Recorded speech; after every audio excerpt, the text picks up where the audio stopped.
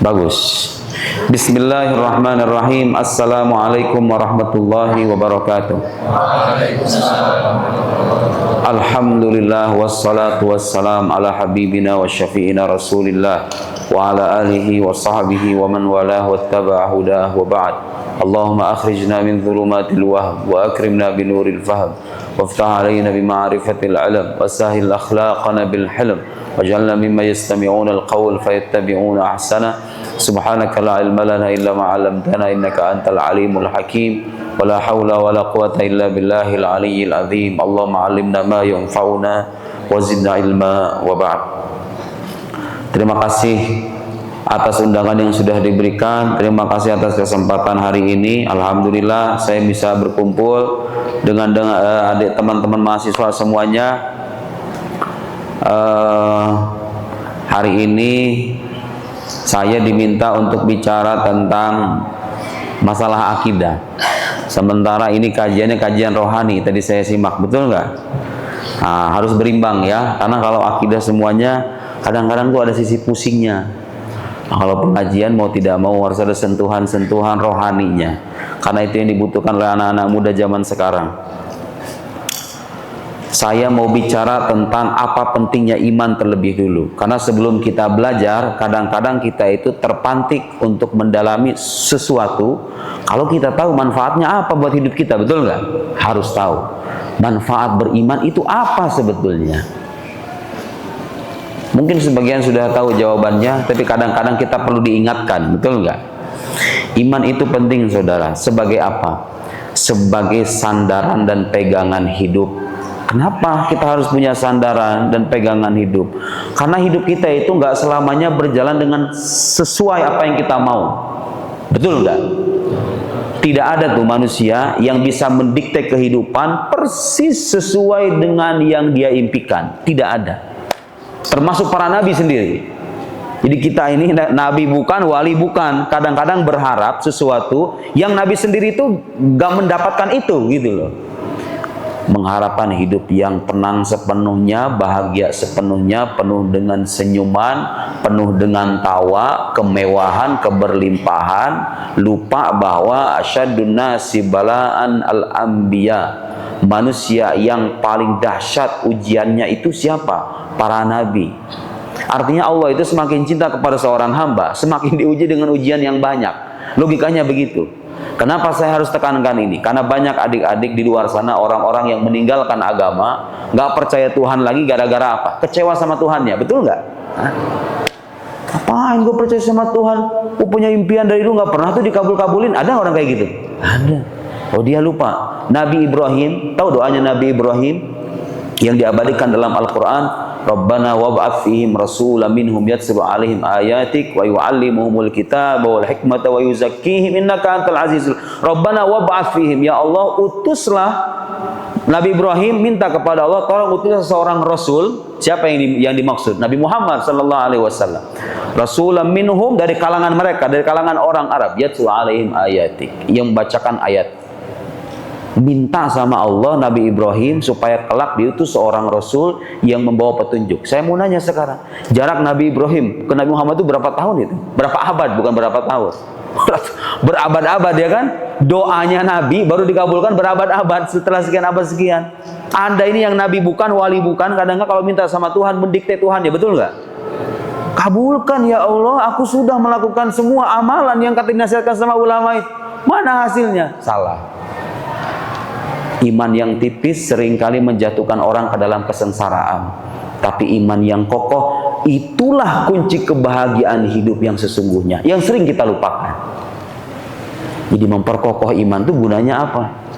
Memberikan asupan rohani bagi batin kita. Gak bisa tuh orang hidup, ininya diisi, jasadnya diisi, kebutuhan jasadnya diisi, kebutuhan intelektualnya diisi, ininya enggak. Pasti akan mengalami ketimpangan, betul nggak? Dan Anda kalau sadar, bahagia atau enggaknya orang tuh adanya di sini sebetulnya, ya kan? Ingat, yang menjadikan orang bahagia atau tidak bukan soal ada atau tidak adanya masalah, karena masalah semuanya punya, betul nggak? Yang membedakan orang bahagia dengan orang sengsara itu apa? Penyikapan terhadap masalah, betul? Orang beriman punya kepasrahan kepada Tuhan. Lihat adik-adik, kita ini kalau berbuat sesama manusia, kadang-kadang manusia itu mengabaikan perbuatan kita, mengecewakan kita, betul nggak? Allah Subhanahu wa Ta'ala mengatakan, fadhkuruni adzkurkum. Ingatlah aku pasti akan mengingat kalian. Ada nggak manusia yang kayak begitu? Kadang-kadang manusia mah kebalikannya. Kita ingat, kita berikan, dianya lupa sama kita, betul nggak? Ngalami nggak, Dek? Ngalami nggak sama pacar kayak begitu? Ngalami kan? Udah berjuang sekuat tenaga membahagiakan dia, ternyata dianya lupa sama kita, berpaling ke lain muka lagi. Enggak. Di saat harapan kita terputus, langit terbuka, Tuhan membentangkan rahmatnya. Kalian ingat aku akan mengingat kalian. Harapan bukan, itu harapan yang luar biasa. Di saat orang terhimpit mengingat Tuhan, hatinya akan semakin kokoh, dia akan semakin mudah menjalani sisa kehidupan. Kadang-kadang kita kalau berbuat, orang tuh melupakan perbuatan kita, mengabaikan perbuatan kita, nggak nganggap perbuatan kita. Allah Subhanahu wa Ta'ala datang meyakinkan, fastajaba lahum rabbuhum anni la udhi'u amala 'amilin minkum min dzakarin aw untha. La udhi amala, aku tidak akan pernah menyia-nyiakan amalan kalian, baik dari laki-laki maupun perempuan. Allah memberikan harapan di saat perbuatan kita terabaikan oleh manusia, Tuhan datang dengan harapan, jangan khawatir. Selama kamu beramal, selama kamu berbuat untukku, aku tidak akan pernah menyia-nyiakan amalanmu. Harapan apa bukan? Kita butuh nggak dengan harapan dalam hidup? Butuh. Dan iman itu memberikan harapan yang kuat dalam hidup kita. Saya berumulan dosa, Pak Ustaz, kira-kira gimana hidup saya? Orang kalau nggak punya iman akan apa yang terjadi? Mengakhiri hidupnya bisa jadi, ya kan? Ketika berada dalam puncak kekecewaan, dalam puncak kesedihan yang mendalam, banyak dosa lagi. Dia mau ngapain? Lihat, agama memberikan harapan. Yabna Adam, wahai anak cucu Adam. Allah memanggil dalam hadis qudsi, wahai anak cucu Adam, innaka ma da'autani wa rajautani, selama engkau berdoa kepadaku, memohon kepadaku, wa rajautani, dan mengharapkanku. Selama engkau berdoa dan mengharapkanku, innaka ma da'autani wa rajautani, ghafartu laka ala ma kana minka wala ubali. Aku pasti akan mengampuni semua dosa-dosamu. Kemudian Allah meyakinkan kita, wala ubali, aku nggak peduli sebanyak apapun dosamu, selama kamu berharap, selama kamu berdoa, Allah pasti akan mengampuni. Orang beriman, lihat, orang beriman itu kekasih Allah. Kekasih dalam arti kita ini dicurahi rahmat yang sedemikian berlimpah. Ya, jangan pernah ada rasa aku hidup bagaimana ini Ada orang-orang yang kehilangan makna hidup kan? Gara-gara apa itu? Gara-gara tipisnya iman. Orang kalau semakin dekat dengan Tuhan, semakin kuat dia menjalani kehidupan. Semakin jauh dari Tuhan, pasti dia akan mulai terjatuh dalam kesengsaraan. Pasti. Tak ada loh Pak Ustaz, orang gak beriman duitnya banyak. Iya, saya juga mengakui keberlimpahan, tapi itu bukan jaminan kan? Faktanya banyak orang bunuh diri meskipun dia bergelimang harta, karena kebahagiaan bukan ada di sini, adanya di sini. Sepakat gak dengan saya? Sepakat. Ya ibna Adam, innaka ma da'autani wa rajautani, ghafartu laka ala ma kana minka wala ubari. Ya ibna Adam, dengarkan. Anak-anak muda yang merasa hidupnya gelap, dengarkan. Agama memberikan harapan. Lau balagot dunubuka ananas sama. Tadi ananas sama, mana ananas sama? Awan di langit. Seandainya dosa kita itu menjulang ke langit. Ada nggak dosa kayak gitu kira-kira nih? Ananas segini. Kayaknya tuh nggak sampai segitu ya. Nggak ada mak. Tapi kita anggap itu ada dosa semacam itu. Dosa yang sampai menjulang ke langit. Ya Allah, dosa segede apa itu? Lau balagot dunubuka ananas sama, summa astaghfartani, kemudian engkau meminta ampun kepadaku. Minta ampun. Enaknya jadi orang beriman begitu. Di saat berbuat taat, sadar bahwa ini karunia Allah. Di saat terjatuh ke dalam perbuatan maksiat, Allah membuka pintu rahmat, pintu taubat. Summastaghfartani ghafartu lak wala ubali. Aku akan ampuni kamu, aku nggak peduli. Belum selesai. Ya ibna Adam, lau ataita biqurabil ardi khotoya. Qurabul ard, mana qurabul ard? Sepenuh isi bumi, seisi bumi. Dosa kamu seisi bumi. Seandainya ini, seandainya semuanya dilakuin dosa semuanya. lau ataita bi qurabil ardi khataya thumma laqitani la tusyrik bi syai'a, kemudian engkau berjumpa denganku dan tidak menyekutukanku, la ataitu bi qurabiha maghfirah, aku akan datang dengan seisi itu, dengan ampunan. Jadi dosa kita seisi bumi, Allah mengampuni kita seisi bumi juga ampunannya. Itulah agama, itulah keimanan pentingnya dalam hidup, supaya manusia punya sandaran, supaya manusia punya pegangan. Baik dalam kehidupan pribadi, baik dalam kehidupan rumah tangga, baik dalam kehidupan bersosial, baik kehidupan bernegara, baik kehidupan dalam peradaban kita sekalipun, dalam skala yang lebih luas. Iman itu nggak bisa dipandang sepele. Hanya saja bedakan antara memahami keimanan dengan menghayati keimanan. Itu kadang-kadang orang tuh suka salah memahami. Kita ini saudara semuanya itu sepakat bahwa Allah itu maha adil kan? Tapi kalau saya tanya, kalau misalnya kita tengok diri kita sendiri, kita percaya Allah maha adil, tapi kita sering kan ada perasaan, kok begini ya hidup kita? Ada pertanyaan-pertanyaan, bisikan-bisikan begitu kan? Tandanya kita kurang menghayati keimanan. Kita tuh meyakini Allah maha memberi rezeki, tapi mahasiswa ini kadang-kadang masih suka pesimis. Nanti kalau sudah selesai kuliah, kira-kira kerja apa ya? Gajinya berapa ya? Merasa Tuhannya punya maha kaya, padahal tugas kita itu sebetulnya sederhana, saudara. Tugas kita itu artinya beribadah, tunaikan tugas yang Allah berikan sekarang. Lihatlah masa depan, biarlah Dia Tuhan yang mengatur masa depan kita. Kalau kita menunaikan apa yang Allah minta, Allah tidak mungkin mengecewakan apa yang kita mau, betul nggak? Iya, mahasiswa itu tugasnya belajar, bukan nyari duit. Nyari duit nanti belakangan. Lihatlah bagaimana keimanan hatta bisa mengatur kehidupan, memanage kehidupan kita. Anda kalau punya iman, nggak akan risau dengan masa depan. Kenapa? Karena Anda percaya Tuhan saya tidak butuh ibadah saya, kalau saya minta itu tidak mengurangi kekuasaannya. Dia maha kaya, maha segala-galanya. Tugas saya yang penting beribadah, menjadi orang taat, belajar setekun mungkin, menjadi seorang ahli, percaya dan hakul yakin. Tidak akan pernah Tuhan menelantarkan orang-orang yang berharap kepadanya selama orang itu berjalan di jalannya yang lurus sesuai dengan kehendaknya. Mustahil, mustahil. Itulah pentingnya keimanan. Dalam kehidupan rumah tangga, penting nggak keimanan itu? Penting. Adik-adik perempuan dengarkan, adik-adik laki-laki dengarkan.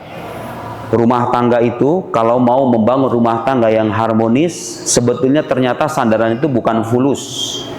Asal kamu tahu ya, kalau pengen rumah tangga harmonis itu nggak cukup dengan fulus. Jangan merasa aku udah punya duit 20 juta sebulan, aku udah berhak untuk menikah, belum tentu. Yang perempuan juga sama, aku udah usia agak tua nih, aku udah layaknya menikah, belum tentu. Karena ternyata pernikahan itu perlu ilmu, perlu persiapan mental. Lagi-lagi keimanan kalau sudah tertancap secara mendalam itu akan memperbaiki kehidupan rumah tangga Anda, akan bisa membangun rumah tangga yang harmonis. Perhatikan saudara-saudara, saya mau nanya adik-adik, laki-laki ini kalau seandainya beragama dengan serius, dia menghayati dan mengamalkan ajaran agamanya, mungkin gak dik punya laki-laki yang melakukan KDRT, yang melakukan kekerasan, yang menjadi pengangguran, tidak mau menafkahi istrinya, beribadah gitu dalam masjid tapi lupa dengan kewajiban istrinya? Mungkin nggak kalau orang beragama, agamanya benar? Mungkin nggak? Nggak mungkin, nggak mungkin. Sebaliknya, saudara-saudara yang laki-laki, saya mau nanya, mungkin nggak kalau punya istri agamanya bagus, agamanya lurus, menyakiti hati Anda, bicara dengan perkataan yang buat Anda tersakiti, atau melakukan nusyuz misalnya? Tidak mungkin. Orang kalau beragama dengan agama yang benar, dalam arti menghayati agamanya sebagaimana yang diajarkan oleh Nabi Shallallahu Alaihi Wasallam, hatta dalam kehidupan rumah tangga pun dia bisa menjadi penyangga keutuhan dan keharmonisan.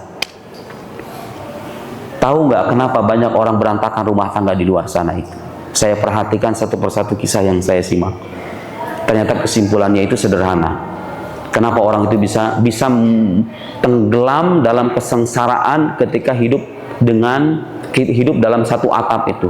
Ternyata gara-garanya itu ada salah satu dari kedua pasangan yang tidak menyadari sekaligus tidak menunaikan hak dan kewajibannya.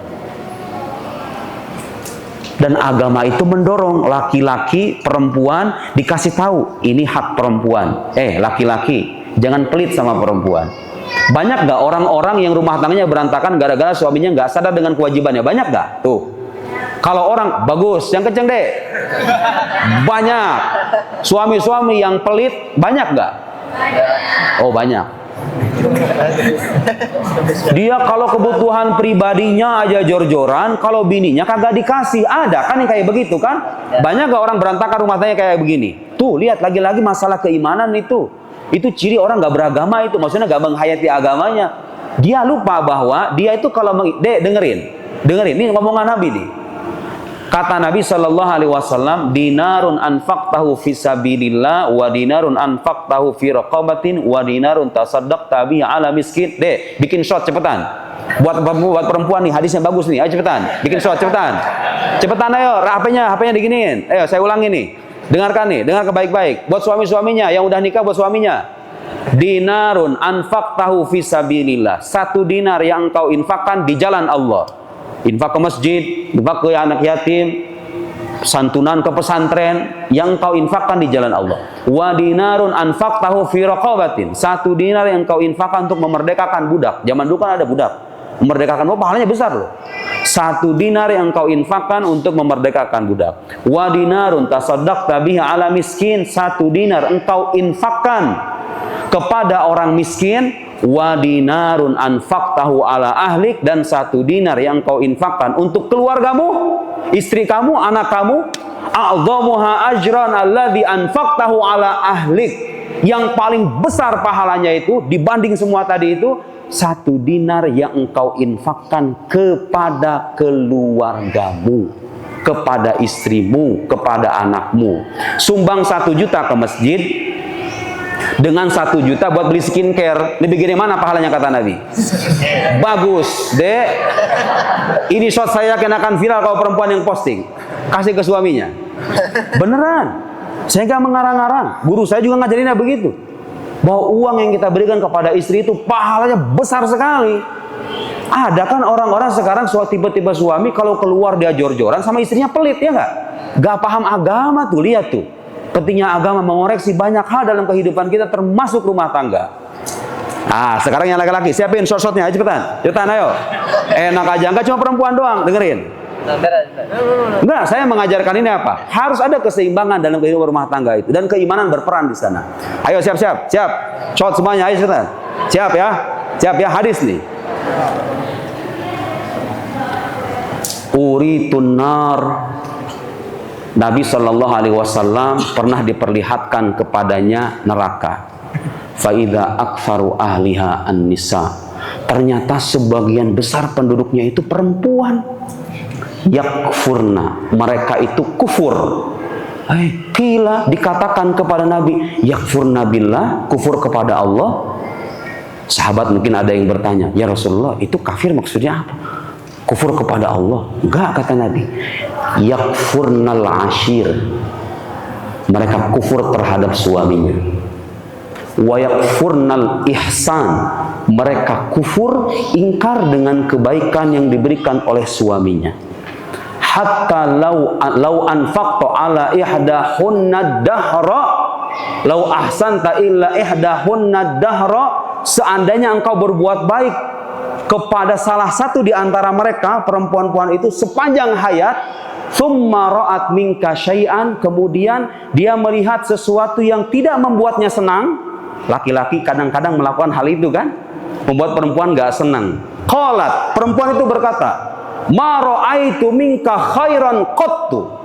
Aku tidak melihat kebaikan dari diri kamu sama sekali. Diingkari nikmat yang diberikan oleh suaminya. Kata Nabi apa? Nabi menyebutnya sebagai kekufuran karena itu bagian dari kufur nikmat. Kenapa? Nikmat yang diberikan melalui tangan suami Anda itu adalah nikmat Allah Subhanahu wa Ta'ala. Anda ingkari nikmat itu, Anda mengingkari nikmat Tuhan. Wajar nggak kalau dipandang sebagai kekufuran nikmat? Saya mau nanya sekarang, banyak nggak kasus rumah tangga berakhir dengan perceraian gara-gara istri yang tidak bisa menghormati dan menghargai suami? Banyak nggak? Jawab yang kencang, banyak nggak? Adil kan? Apa coba akhirnya? kalau suami sadar dengan kewajiban, istri sadar dengan kewajiban, suami tahu hak istri apa? Dikasih pakaian, diberikan uang bulanan, jangan pelit, sadar dengan hak, sadar dengan kewajiban, semuanya menunaikan tugasnya masing-masing. Kalau ada kekurangan, meminta maaf. Coba Anda bayangkan, rumah tangga macam, keharmonisan macam apa yang akan Anda dapat, betul nggak?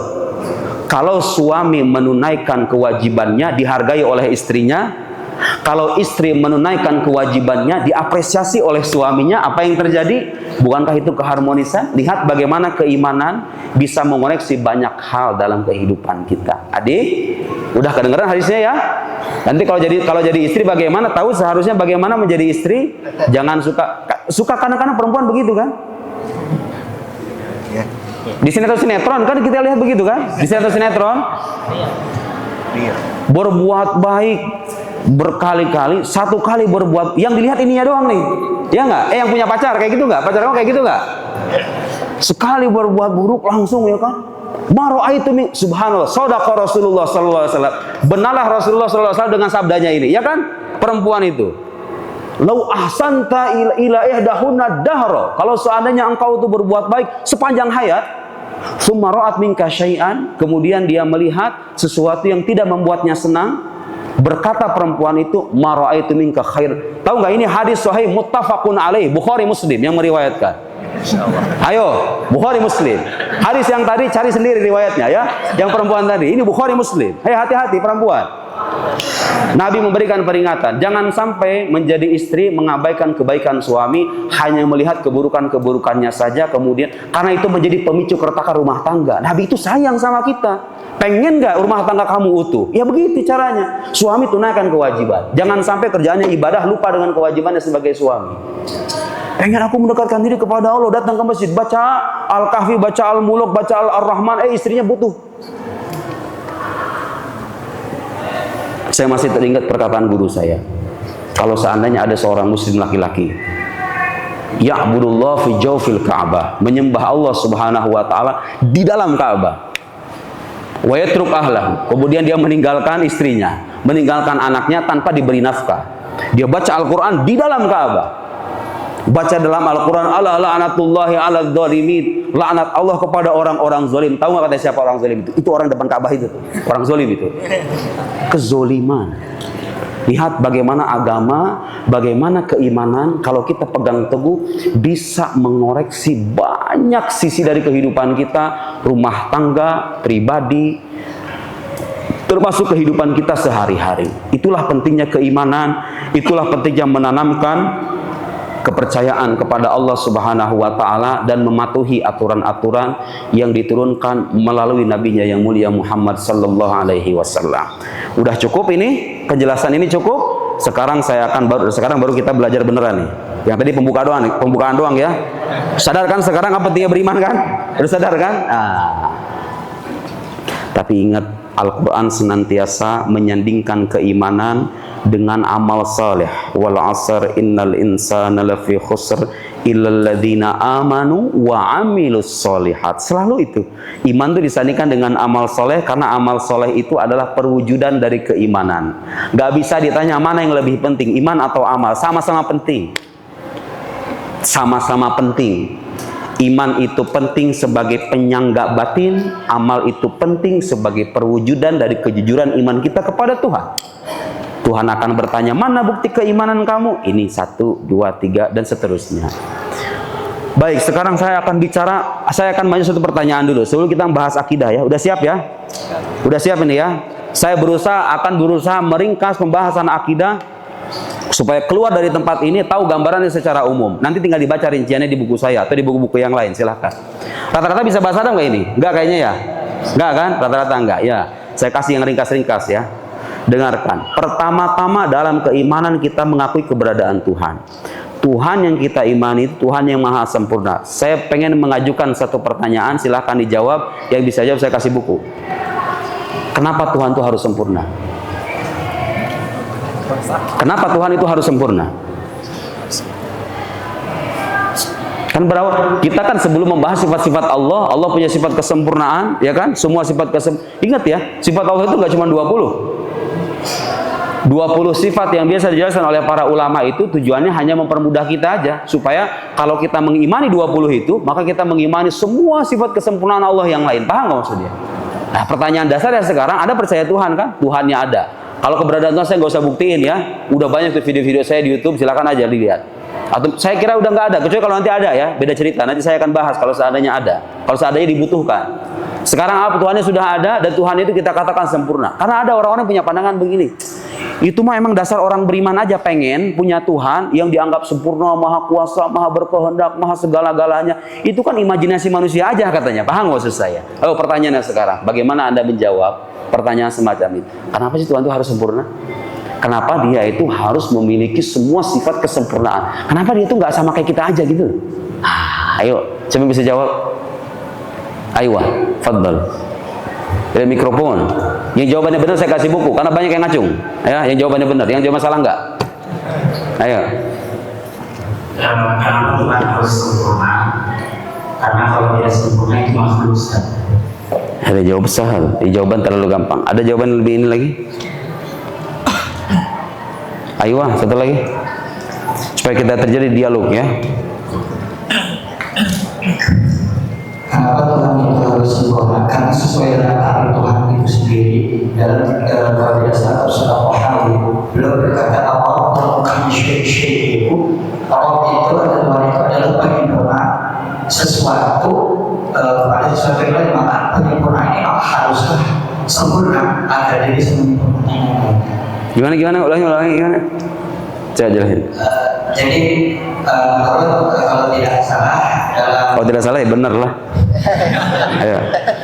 Dalam takrif definisi kaum itu sendiri, kaum itu al-kamil, itu penyempurna.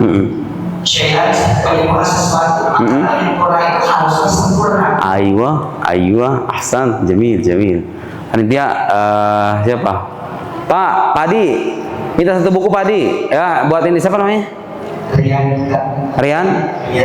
Rian Dika. Udah cukup ya, udah cukup pada jawaban. Mewakili. Tapi saya akan berikan jawaban untuk melengkapi jawaban ini. Ya. Tuhan itu dikatakan sempurna karena sejak awal wujudnya saja wujud yang sempurna. Kenapa dikatakan wujud Tuhan sempurna? Karena wujud Tuhan tidak bergantung kepada wujud yang lain. Jadi kalau pakai bahasa filsafat nih, secara ontologis wujud Tuhan itu wujud yang sempurna karena tidak memiliki ketergantungan dengan wujud yang lain. Kalau Anda perhatikan semua objek di alam semesta pasti ada ketergantungan itu, benar nggak? Semuanya tanpa terkecuali, semuanya bergantung kepada wujud yang lain, ya kan? Makanya dalam bahasa akidah, sekarang saya masuk. Dalam bahasa akidah wujud itu ada dua macam. Ada namanya wujud mungkin, ada wujud wajib. Mungkin artinya sesuatu yang bisa jadi ada, bisa jadi tidak ada. Contohnya apa? Ya ini alam semesta ini semuanya kayak begitu. Langit itu harus ada nggak sih? Nggak. Harus tiada nggak? Nggak juga. Terus gimana? Ya bisa jadi ada, bisa jadi nggak ada. Dan sekarang dia ada. Manakala, lihat nih, ini logika yang dibangun untuk sampai kesimpulan Tuhan ada dan dia sempurna. Langit, bumi dengan segala isinya termasuk wujud yang mungkin, dalam arti bisa jadi ada, bisa jadi tidak ada. Kalau dia ada, pasti akal kita menuntut adanya sebab dibalik keberadaannya, kan? Oke, sebab dibalik keberadaannya. Kemudian kita tanya, ini sebab dibalik keberadaannya ini sesuatu yang mungkin, dalam arti bisa jadi ada, bisa jadi tiada, atau dia bersifat niscaya. Yang niscaya ini namanya wajib. Wujud yang tidak bergantung sama yang lain, istilahnya wajibul wujud. Kalau yang bergantung kepada yang lain namanya mungkinul wujud. Sesuatu yang mungkin selalu ada sebabnya. Tidak ada yang tidak ada sebabnya. Karena bagaimanapun dua sisi yang tadinya setara begini, tiba-tiba terberatkan, pasti ada sebabnya. Manakala kita menelusuri satu persatu, sebab dibalik ini mungkin atau wajib. Oh, dia mungkin. Oke, sebabnya apa lagi? Oh, sebabnya itu A. Yang A ini mungkin atau wajib? Oh, dia mungkin juga. B misalnya. B ini mungkin atau wajib? Oh, mungkin juga. Terus sampai begitu seterusnya di silsilah sebab akibat di alam semesta. Pada akhirnya dengan analisis rasional kita akan sampai pada kesimpulan Mustahil silsilah sebab akibat itu tidak berakhir pada satu wujud yang tidak bergantung kepada yang lain. Karena kalau seandainya silsilah sebab akibat itu tidak berakhir, terjadi regresi yang tidak terbatas, infinite regress, tasalsul, maka alam semesta ini tidak akan pernah ada. Sering sekali saya memberikan permisalan-permisalan ya, yang permisalan-permisalan sederhana. Kalau seandainya silsilah sebab akibat ini gak berakhir pada satu wujud yang wajib, wajib artinya tidak bergantung kepada yang lain, alam ini kagak bakal ada. Perlu saya jelasin nggak kenapa?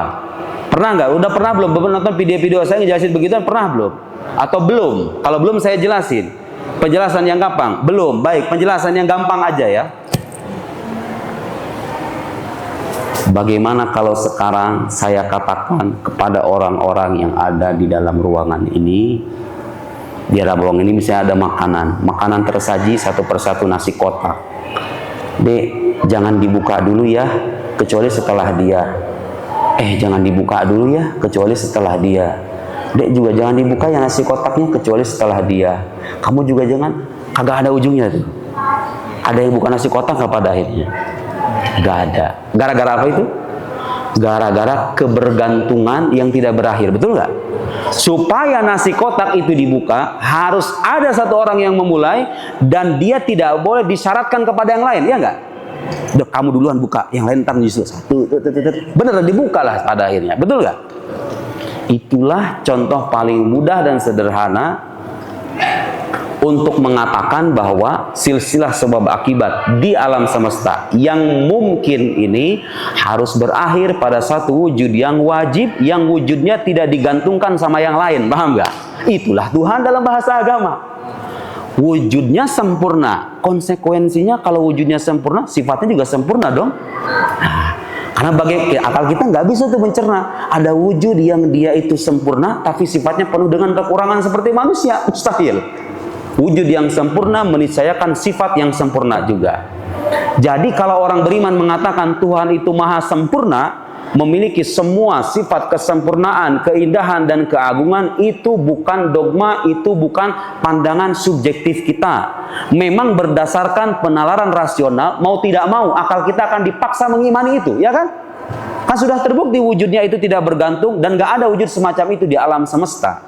Berarti dia beda dari yang lain kan? Beda dari yang lain. Makhluk punya kekurangan, yang menciptakan makhluk pasti memiliki kesempurnaan. Dan kesempurnaan itu adalah konsekuensi dari kesempurnaan wujudnya yang tidak bergantung itu. Paham sekarang?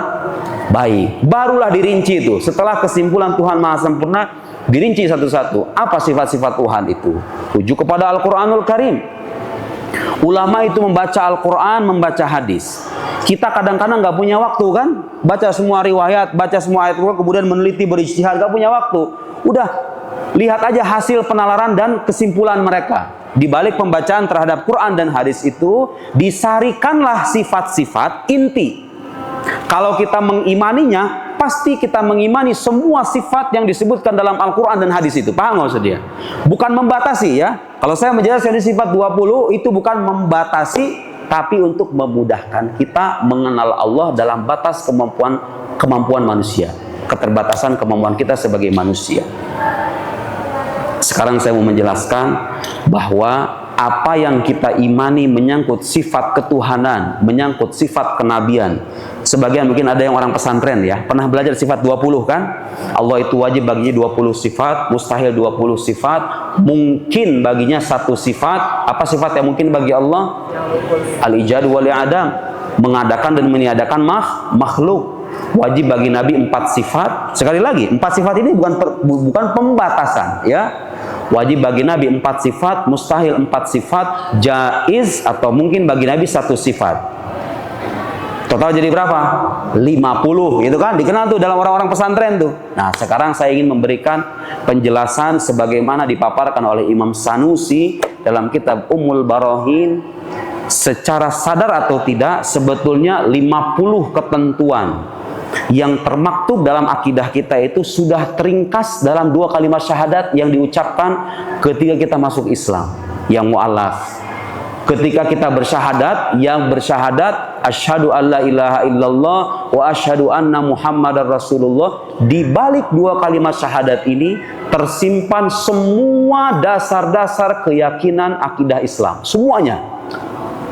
Kok bisa begitu? Ayo, saya ikutin satu-satu ya, pelan-pelan nih. Udah ngebul? Belum ngebul kan? Belum ngebul kan? Ayo, siap. Kenapa itu 20 sifat mungkin, mustahil, yang jaiz, yang wajib bagi Nabi, yang mustahil bagi Nabi bisa terangkum dalam dua kalimat syahadat? Bagaimana analisisnya? Saya bicara di hadapan mahasiswa, sudah terbiasa dengan analisa, betul? Mari kita analisa dua kalimat syahadat ini secara mendalam, sebagaimana diajarkan oleh Imam Sanusi dalam Ummul Barahin. Lihat, Allah Subhanahu wa Ta'ala, asyhadu alla ilaha illallah. Kita bersaksi tidak Tuhan selain Allah. Allah yang kita sembah, al-ma'bud bihaq, yang kita sembah itu, kata Imam Sanusi, tidak bisa disebut sebagai Tuhan kecuali dengan dua ketentuan. Tuhan itu hanya bisa disebut Tuhan kalau dengan dua ketentuan. Satu, Tuhan itu tidak boleh bergantung kepada yang lain. Mustahil maksudnya bergantung kepada yang lain. Karena kalau bergantung kepada yang lain, dia butuh kan? Masa Tuhan yang menjadi pencipta butuh kepada ciptaannya? Gak masuk akal itu. Gak maha kuasa dong kalau begitu. Bukan Tuhan namanya. Wujudnya saja sempurna, masa dia punya ketergantungan kepada makhluknya? Betul? Harus tidak bergantung kepada yang lain. Yang kedua, kata Imam Sanusi, segala sesuatu yang lain harus bergantung kepada dirinya. Ingat, makna ketuhanan walhasil terdiri dari dua ketentuan itu. Pertama, dia tidak bergantung kepada yang lain, tetapi yang lain semuanya bergantung kepada dirinya. Paham? Coba lihat. Dengan makna yang pertama, Allah Subhanahu wa Ta'ala tidak bergantung kepada yang lain. Konsekuensinya apa? Dia harus ada dong. Iya nggak? Paham nggak? Kan dia tidak bergantung kepada, berarti dia ada dengan dirinya sendiri dong, iya nggak? Kan dia nggak bergantung sama yang lain. Di situ lahirlah sifat wujud. Dia tidak, ingat nih. Ingat baik-baik ungkapan saya, Tuhan tidak bergantung kepada yang lain. Lalu kita analisa, semua sifat wajib itu ada di bawah itu. Tuhan tidak bergantung kepada yang lain. Tadi kita katakan dia harus ada kan? Dan adanya dengan dirinya sendiri. Karena kalau dia bergantung kepada yang lain, bukan Tuhan namanya, iya nggak? Yang kedua, Tuhan kalau dikatakan tidak bergantung kepada yang lain, berarti dia harus nggak ada permulaannya dong. Nggak boleh ada permulaannya. Karena kalau dia ada permulaannya, berarti ada sesuatu sebelumnya. Dan dia bergantung kepada sesuatu itu, gak jadi Tuhan pada akhirnya. Dari sini muncullah sifat qidam. Tuhan tidak bergantung kepada yang lain. Berarti kalau begitu, dia nggak bisa berakhir dong. Nggak boleh Tuhan itu mengalami kematian. Karena kalau Tuhan mengalami kematian, berarti ada sesuatu yang menguasai dirinya. Dan dia butuh kepada sesuatu itu. Bukan Tuhan lagi namanya. Dari sini lahirlah sifat baqa. Ya, wujud, qidam, baqa. Tuhan tidak bergantung kepada yang lain, berarti dia nggak boleh sama dengan makhluknya. Kenapa? Karena makhluk itu punya kekurangan semuanya. Kalau Tuhan itu sama dengan makhluk, sama-sama butuh dong kayak makhluk. Dari sini lahirlah sifat mukhalafah lil hawadis. Tuhan beda dengan semua makhluknya. Makanya salah kalau ada akidah yang menyebutkan Tuhan itu ada di langit bertempat kayak begini nih. Hamba-hambanya begini. Ayo mana yang beraksiat? Salah, itu anak kecil kayak begitu nggak apa-apa. Anak kecil nggak apa-apa, anak kecil ya, anak kecil punya imajinasi kayak begitu. Orang dewasa apalagi mahasiswa punya akidah kayak begitu. Akidah macam apa itu? Memang ada sebagian saudara-saudara kita yang terjatuh dalam akidah yang keliru itu. Saya sudah ada bantahan di sini, ada sebagian ada.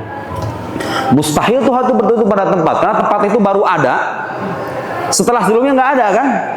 Tuhan misalnya sekarang dikatakan bertempat di langit. Sebelum adanya langit Tuhan di mana ayo?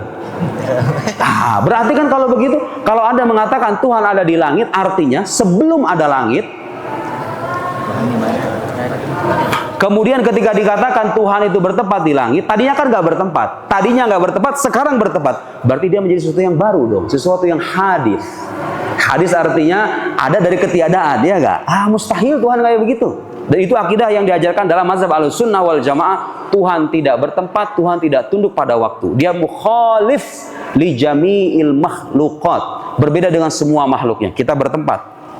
Salah makanya kalau ada pertanyaan di mana Allah itu. Saya suka nemu itu di buku-buku SD, di mana Allah katanya. Saya bilang sama adik saya dulu pernah kasih pertanyaan kayak begitu. Gara-gara ada soal di bukunya, di mana Allah katanya. Tahu gak jawabannya apa? Salahin pertanyaannya. Cara menjawabnya adalah menyalahkan pertama, Allah terbebas dari kata di mana, terbebas dari kebertempatan. Karena pertanyaan di mana kadang-kadang diberlakukan kepada objek yang bertempat, ya kan? Karena Allah tidak tunduk kepada tempat dan berbeda dengan makhluknya, mukhalif lil hawadis, berarti Allah tidak bertempat dan tidak sah ditanyakan Allah di mana. Masuk akal kan sebetulnya? Tapi ada itu hadis yang mengatakan ainallah al-jari, hadisul jari, ainallah. Aywa ya akhi, soal ain dalam bahasa Arab qad yakun su'al anil makan, qad yakun su'al anil makana. Pertanyaan ainallah itu pertanyaan yang menggunakan kata aina, kadang-kadang maknanya bukan hanya menanyakan tempat, tapi menanyakan kedudukan secara maknawi. Paham nggak? Di mana aku? Di mana aku dalam hatimu? Di mana aku dalam hatimu itu artinya apa? Aku menanyakan kedudukan aku dalam hatimu gitu. Paham nggak? Bukan berarti aku masuk ke dalam hatimu kemudian begini. Enggak. Jadi kalaupun kita terima itu, dan ada sebagian ulama mengatakan itu hadis syaz, hadis syaz la yu'mal bihi. Hadis sahih walakinahu syaz. Ada sebagian ulama mengatakan aywa su'al ain yas'al anil makanah la anil makan. Menanyakan kedudukan. Wa asyara ila sama, orang awam. Al-jariyah itu orang awam. Dan ketika orang menunjuk ke langit, coba lihat. Kadang-kadang kita sendiri ngomong kan, serahin aja sama yang di atas. Apa itu artinya kita meyakini Tuhan ada di atas sono? Enggak. Itu isyarat ketinggian kedudukan, ya enggak? Ketinggian secara maknawi, bahwa Tuhan itu melampaui hamba-hambanya, kedudukannya jauh tinggi di atas hamba-hamba. Kedudukannya, bukan tempat duduknya. Dia nggak punya tempat duduk, paham ya? Ungkapan di atas itu pun maknanya secara metafor, bukan dalam arti tempat. Lihat, mukhalif lil hawadis. Allah itu tidak butuh kepada yang lain. Dari sini lahir sifat mukhalafah lil hawadis. Satu lagi, Allah tidak butuh kepada yang lain, berarti harus berlaku bagi dirinya sifat yang independen. Itu yang dikenal dengan sifat qiyamuhu binafsihi. Allah itu tidak butuh kepada sebab, tidak butuh kepada tempat. Kan dikatakan tadi, Tuhan itu nggak bisa disebut Tuhan jadi kalau dia tidak butuh kepada yang lain. Kalau dia butuh berarti bukan Tuhan namanya. Kalau dia tidak butuh kepada yang lain, berarti wajib bagi dirinya sifat qiyamuhu binafsihi. Wajib juga kata Imam Sanusi semua sifat kesempurnaan seperti sama, basar dan kalam. Pendengaran, penglihatan dan firman. Karena kalau Allah itu tidak bergantung, kalau Allah itu dikatakan tidak memiliki sifat-sifat ini, berarti Allah butuh kepada sosok lain yang menafikan sifat ini dari dirinya. Pada akhirnya dia menjadi sosok yang butuh. Sementara Tuhan tidak disebut sebagai Tuhan kecuali kalau dia tidak butuh kepada yang lain. Nah, sekarang makna yang kedua, Tuhan itu sesuatu selainnya butuh kepada dirinya. Sifat apa yang ada di balik makna ini? Kalau dikatakan Tuhan itu dibutuhkan oleh segala sesuatu selainnya, berarti dia harus kuasa dong, iya nggak? Kan sesuatu yang lain butuh sama dirinya. Masa alam butuh kepada Tuhan, Tuhannya nggak berkuasa, ya nggak? Nggak masuk akal, ya nggak? Tuhan itu sesuatu selainnya harus bergantung kepada dirinya. Dari sini wajiblah sifat qudrah, sifat kuasa. Nah, ketika wajib sifat kuasa, otomatis itu wajib namanya kehendak, ya kan? Masa berkuasa tapi tidak berkehendak, gimana tuh ceritanya? Wajiblah sifat iradah. Terus wajib sifat kuasa, sifat kehendak, nggak mungkin kalau Tuhan nggak punya pengetahuan, ya nggak? Nah, kalau Tuhan nggak punya pengetahuan, alam ini kagak bakal ada itu. Wajiblah baginya sifat ilmu, wajiblah baginya sifat hayat, hidup. Karena dia tempat bersandar semua makhluk, masa dia nggak hidup, ya kan? Wajiblah baginya sifat hidup.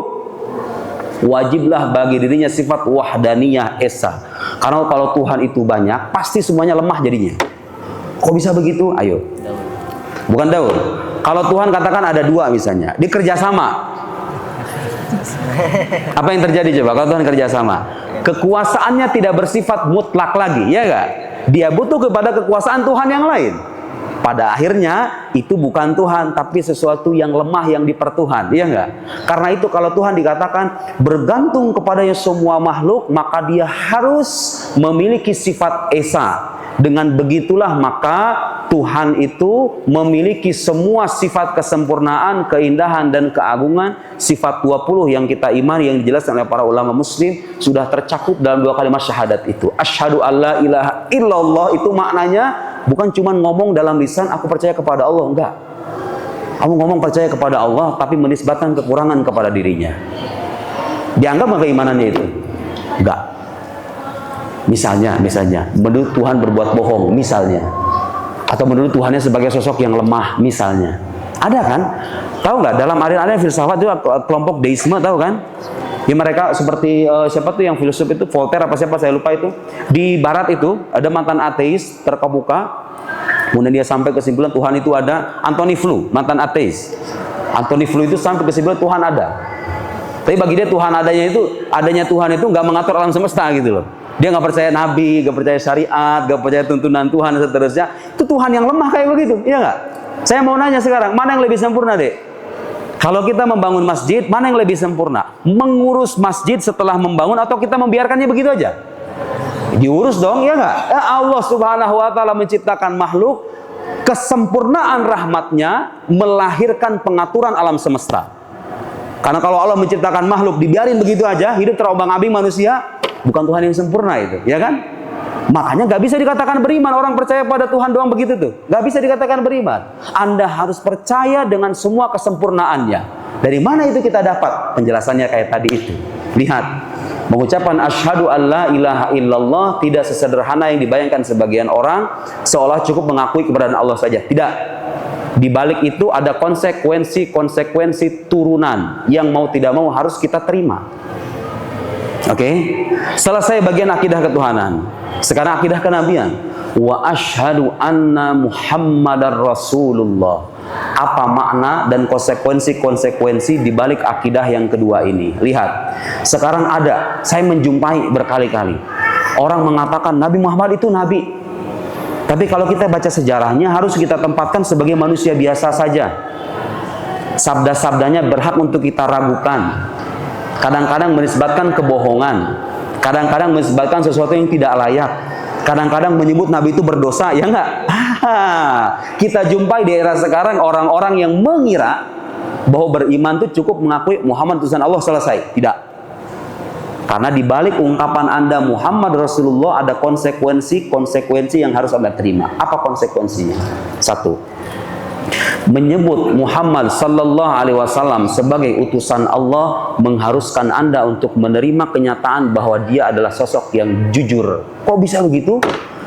Jawaban Imam Sanusi, li'annallaha subhanahu wa ta'ala qad saddaqahu bil mu'jizah. Karena Allah sudah membenarkan pengakuan Nabi dengan mukjizat. Jadi begini saudara, Nabi Muhammad itu datang di Jazirah Arabia mengaku sebagai utusan Allah. Kalau cuma ngaku doang, semua orang bisa kan? Ya, sampai yang sekarang ngaku sebagai Nabi, ada bisa nggak? Ya bisa aja, bisa sebenarnya kan? Dan saya hakul yakin, kalau dia ngaku sebagai Nabi pasti ada pengikutnya. Udah pasti ada itu. Iya, sepanjang sejarah setiap orang mengaku sebagai Nabi atau mengaku sebagai Al-Mahdi pasti ada pengikutnya, ya kan? Jangankan itulah, yang ngomong makoli aja banyak pengikutnya itu. Itu banyak itu. Masih ada orang begini. Mungkin mengiranya sebagai wali gitu, Allah alam. Masih gini-gini kayak begini. Itulah manusia. Dan saya teringat perkataan guru saya. Liquli saqit laqit, katanya. Memang benar. Setiap perkataan atau pandangan sampah itu selalu ada pemulungnya. Jadi segila pun Anda berpandangan, pasti ada pengikutnya itu. Pasti. Itu sunnah kehidupan. Tapi biasanya jadi pengikut itu orang-orang kayak begitu, yang mirip-mirip dengan dia juga gitu loh. Jadi kalau cuma ngaku doang semua orang bisa. Harus ada pembuktian dong. Nabi mengaku aku utusan Allah. Nah, pengakuan ini harus dibenarkan oleh Allah supaya terbukti bahwa dia utusan Allah, ya enggak? Tapi kan bagaimana cara Allah membenarkan pengakuan seorang nabi? Jawaban para ulama, harus dengan sesuatu yang luar biasa, yang tidak bisa ditandingi oleh makhluk-makhluknya.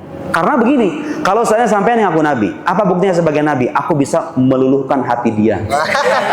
Ya kayak gitu mah semua orang juga bisa, ya enggak? Bukan nabi kayak gitu mah, semua orang juga bisa. Aku adalah utusan Tuhan. Aku bisa membuat motor itu berjalan. Ya itu mah biasa banget. Gak bisa kan kita minta bukti, kemudian dikasih bukti yang bersifat biasa-biasa aja, betul nggak? Ini logika nih yang main nih, bukan keimanan. Ini logika kita. Orang ngaku sebagai utusan Allah itu pengakuan luar biasa kan? Kemudian ngasih bukti yang biasa-biasa aja. Ya itu mah gak benar buktinya.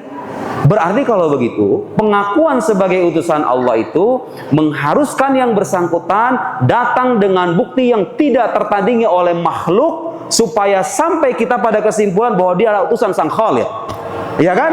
Nah, sesuatu yang luar biasa itulah yang dalam bahasa teologi disebut dengan mukjizah. mukjizat. Ingat ya, mukjizat itu tidak identik dengan hal-hal yang ajaib aja, seperti yang dibahas oleh sebagian orang. Al-Quran sendiri mukjizat, sekalipun kita tidak melihat kejadian-kejadian aneh di dalamnya. Dia dikatakan mukjizat karena kitab suci ini terbukti berisikan tantangan. Tantangannya tidak bisa dipenuhi oleh makhluk satupun. Gak bisa tuh. Allah sudah membenarkannya dengan mukjizat, berarti kalau Allah sudah membenarkan, gak mungkin dia bohong kan? Haruslah Nabi ini jujur, kan begitu tuh logikanya. Kalau dia beneran utusan Tuhan, pasti dia jujur. Karena kalau dia bohong atau Anda memungkinkan kebohongan kepada dirinya, itu sama saja dengan Anda menuduh Tuhan berbuat bohong, ya enggak? Nah, Tuhan sudah membenarkannya dengan mukjizat, dan ada mukjizatnya banyak. Ada yang berupa riwayat-riwayat dan riwayatnya sahih. Riwayat Nabi kan mukjizat Nabi kan enggak selamanya enggak berupa Al-Quran aja.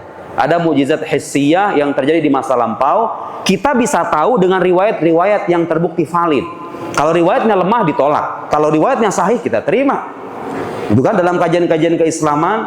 Jadi walhasil mengakui Muhammad utusan Allah harus diikuti dengan keimanan. Dia adalah sosok yang jujur.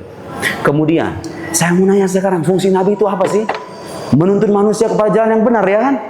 Nah, dengan logika sederhana itu saja sebetulnya kita sudah bisa menangkap ketentuan bahwa Nabi itu harus terbebas dari dosa.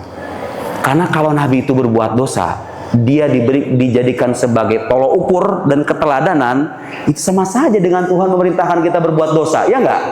Kan kita diperintahkan ikuti Nabi nih. Kalau Nabinya berdosa, berarti sama aja dengan Allah menyuruh kita berbuat dosa. Mungkin atau mustahil itu Allah menyuruh kita berbuat dosa? Oh enggak. Innallaha la ya'muru bil fahsya. Allah tidak menyuruh kita keburukan. Berarti kalau begitu, berhubung ini adalah manusia pilihan, diutus sebagai teladan bagi manusia yang lain, logika yang lebih sehat akan mengatakan pastilah utusan Tuhan itu terbebas dari dosa-dosa. Itulah ini maksud dengan sifat amanah. Sifat amanah artinya sifat terbebas dari dosa. Dari situ kemudian lahir lagi sifat tabligh. Tabligh itu artinya menyampaikan. Karena kalau Nabi itu menyembunyikan pesan Tuhannya itu maksiat, ya enggak? Sementara kita katakan Nabi harus punya sifat amanah dalam arti terbebas dari dosa. Terakhir satu lagi sifat adalah sifat fatonah. Oh, itu udah jelas. Nabi harus cerdas. Karena kalau Nabi bodoh gimana dia menghadapi kaumnya, ya enggak? Yang bebal-bebal itu meragukan keberadaan Tuhan, meragukan dari salahnya. Kalau Nabi nggak punya kemampuan untuk berdebat, kemampuan intelektual, kemampuan yang matang dalam berkomunikasi dengan orang-orangnya yang menjadi mitra bicaranya, dia nggak akan bisa menjalankan fungsinya sebagai utusan Tuhan. Makanya wajiblah Nabi itu punya sifat cerdas. Lihat, mengakui Muhammad Rasulullah sudah termasuk di dalamnya 4 sifat wajib yang harus kita imani. Belum selesai. Anda mengatakan Muhammad utusan Allah, dia bilang kelak akan ada sorga, ada neraka, ada malaikat, ada jin, ada syaitan, ada semua hal gaib yang diceritakan dalam Al-Quran itu. Konsekuensinya, kalau Anda percaya dengan kenabiannya, Anda juga harus percaya dengan semua hal gaib yang diceritakan itu. Karena ini berasal dari seorang nabi, bukan manusia biasa. Seandainya Nabi Muhammad ini manusia biasa, tidak punya bukti kenabian sama sekali, saya dan Anda berhak meragukan kabar itu. Betul nggak? Seandainya. Ternyata bukan. Beliau seorang nabi, bukti kenabiannya jelas, rekam jejak kehidupannya terpampang lebar, gitu ya. Buku-buku sirah bisa kita baca dari mulai beliau wafat sampai dari mulai lahir sampai wafat, kita bisa mengakses semuanya, menelusuri bukti-bukti kenabiannya. Kalau terbukti itu sebagai nabi, maka konsekuensinya semua yang dikabarkan Nabi adalah benar. Kita nggak pernah ngelihat, ya emang nggak pernah ngelihat. Tapi karena sumbernya terpercaya dari Tuhan, Tuhan nggak mungkin berbohong kan? Berarti pengabaran tentang surga neraka dengan segala rinciannya itu benar, bukan hanya berdasarkan iman, tapi berdasarkan logika yang sehat. Tidak mungkin Nabi itu mengabarkan dongeng, nggak mungkin Nabi itu berbohong, nggak mungkin Nabi itu menyebarkan hayalan semata. Karena utusan Allah Subhanahu wa taala. Lihat, asyhadu alla ilaha illallah wa asyhadu anna muhammadar rasulullah, tercakup di dalamnya iman kepada surga, neraka, hari akhir, hari kebangkitan, yaumul hisab, yaumul hasyr, asy-syafa'ah wal haud, semuanya tercakup di dalamnya. Di balik ungkapan Muhammad Rasulullah. Dengan mengimani semua itu, baru Anda sah disebut sebagai muslim dengan keimanan yang mantap. Setelah itu tertanam, barulah setelah itu kita menghayati, aku adalah umat dari Nabi Muhammad. Bagaimana caranya menjalani hidup sebagai umatnya? Dibacalah hadis-hadisnya, jadikanlah sebagai panduan hidup, pelengkap ya. Pelengkap keimanan kita adalah pengamalan. Aku bersaksi tidak Tuhan selain Allah. Berarti aku nggak boleh dong mempertuhan harta, tidak boleh dong mempertuhan jabatan, karena aku adalah hamba Allah. Allah saja yang dipertuhan lah. Pelengkap dibalik keimanan. Setelah kita beriman secara mantap, dilengkapi dengan amal perbuatan, itulah Muslim yang sejati, dan semoga kita termasuk bagian dari mereka. Sekian, wassalamualaikum warahmatullahi wabarakatuh.